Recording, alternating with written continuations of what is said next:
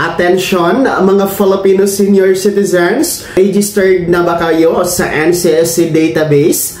Paano ma-verify kung kayo ay talagang nakarehistro na para mga benefits makukuha? Pag-uusapan at ituturo ko sa inyo sa video na ito. Hold up.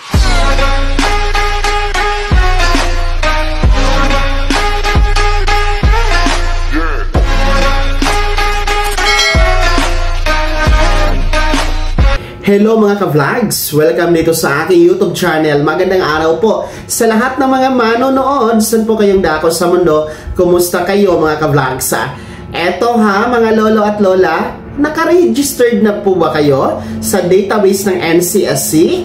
Well, paano nga ba malalaman o ma-verify ang inyong registration kung ito ba ay pumasok sa database? At nang sa ganon, mga benepisyo makukuha. Mamaya-maya pag-uusapan natin. Pero kung bago ka pa lang dito sa aking YouTube channel o di ka pa nakasubscribe, i-click nyo muna ang subscribe button na nasa baba. Huwag kalimutan na pindutin ang notification bell. Ilagay niyo po sa all para updated ka sa lahat ng mga videos na i-upload ko.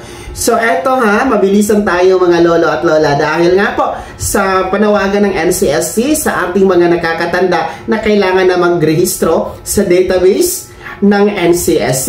As of to date mga ka-vlogs ay nasa mahigit 8 milyon na po ang nakarehistro sa database ng NCSC and marami pa rin po ang hindi pa nakaka-register sapagkat ang target ng NCSC ay marehistro ang nasa 10 hanggang 12 milyon na bilang ng mga lolo at lola. So kung kayo po ay kabilang na doon sa 8.8 million na mga nakarehistro na sa database, paano nga ba i-verify? Ibig sabihin, paano nyo ba malalaman kung talagang yung registration nyo ay pumasok na sa database ng NCSC? Yung mga personal informations ninyo ay nasa sistema na po, database ng NCSC. Well, una po, pumunta lamang po kayo sa website ng NCSC, ang www.ncsc.gov.ph. Then, makikita nyo po ang portal ni NCSC gaya ng nasa screen nyo po. Scroll nyo lang po sa baba, makikita nyo meron dyang register now and verify here mga ka-vlogs, no? So since registered na po kayo at kailangan natin mag-verify, doon sa verify here po, no, yung verification po na button, i-click nyo po yan. Tapos pag-click nyo po yan, hihingan po kayo ng Registration Reference Number or RRN. Ito po yung binigay sa inyo noong nag-register kayo, noong tapos na po yung registration. Di ba po, may congratulations, tapos here is your Registration Reference Number or RRN.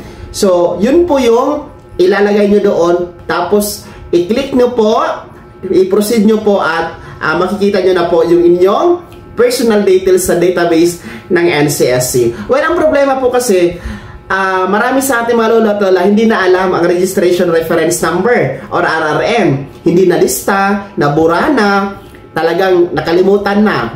Natural lang po yan sa mga senior citizen. Well, meron naman pong option, no, na madali lang din po.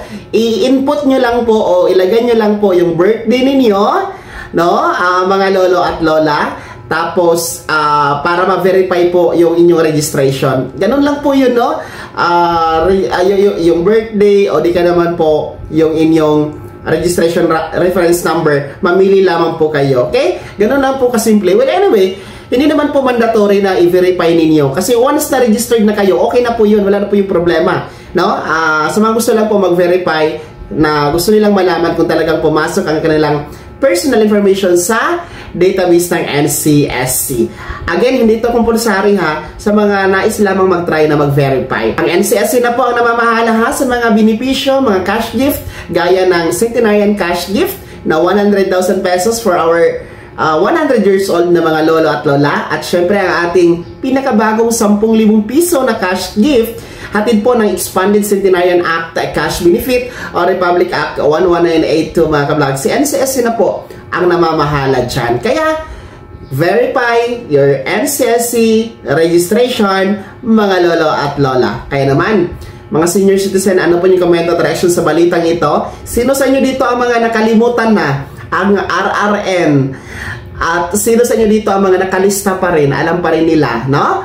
Ibahagi niyo po sa comment section na nasa baba, pakilakip ng buong pangalan at kung taga saan kayo. Bago ako magtapos sa video na to, kung gusto niyo po sumuporta sa aking YouTube channel, maaari niyo pong i-click ang ating super thanks button na nasa baba. At kung gusto niyo pong maging miyembro, pwede i-click niyo lamang ang ating join button. Maraming perks dyan mga vlogs. Be my member now. Sana naging gabay ang video na to. Kahit papano na pag-uusapan natin ang mga mahahalagang bagay-bagay na may kinalaman sa ayuda, programa at benepisyo ng mga senior citizen. Kung hindi ka pa nakasubscribe dito sa aking YouTube channel, maaari nyo na i-click ang ating subscribe button na nasa baba. Huwag kalimutan na pindutin ang notification bell. Ilagay nyo po sa all para naman updated ka sa lahat ng mga videos na i-upload ko. Maaari nyo din i-like ang video na to. At kung meron ka pa magkatanungan, maaari nyo i-comment sa comment section na nasa baba. Paki-follow na din po ang aking official Facebook page na nasa screen nyo. Muli po, ako si Daniel Timpawa na nagsasabing dito sa aking YouTube channel, Pawang Katotohanan at lahat totoo lamang.